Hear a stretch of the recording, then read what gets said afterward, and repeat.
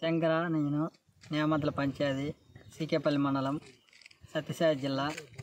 ఈ bullet company వాళ్ళు నాది 21 సెంటు స్థలము ఆక్రమించినారు, కబ్జా చేసినారు. నన్ను లోపల రానిలేదు.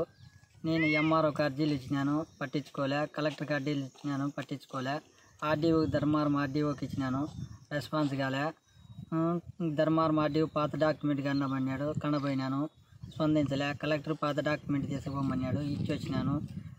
సర్వేర్కి ఇచ్చినాడు కలెక్టర్ ఆఫీస్లో, సర్వేర్ పార్టీలు ఇచ్చుకోలే. నాకు సబ్ డివిజన్ చేసి ఇచ్చి నా భూమి నాకు ఎలదొక్కిస్తే నేను దీంట్లో ఎన్ని కోట్లు స్కెడ్ చేసుకోవాలా. నాకు ఇదే జీవనోపాధి. నాకు ఎక్కడ ఆధారం లేదు. నాకు ఉండేది 21 సెంటు భూమి. ఈ భూమిలోనే నాకు జీవనోపాధి. దీన్ని కలెక్టర్ స్పందించి నాకు ఏదైనా న్యాయం చేయాల. నాకు ఈ భూమిలో నేను ఎనుగోట్లు కట్టేసుకుంటే నాకు ఊర్లో స్థలం లేదు. ఈడే నాకు ఏదో నేను రేకులు వేసుకుని ఎనుగోట్లు కట్టేసుకోవాలా.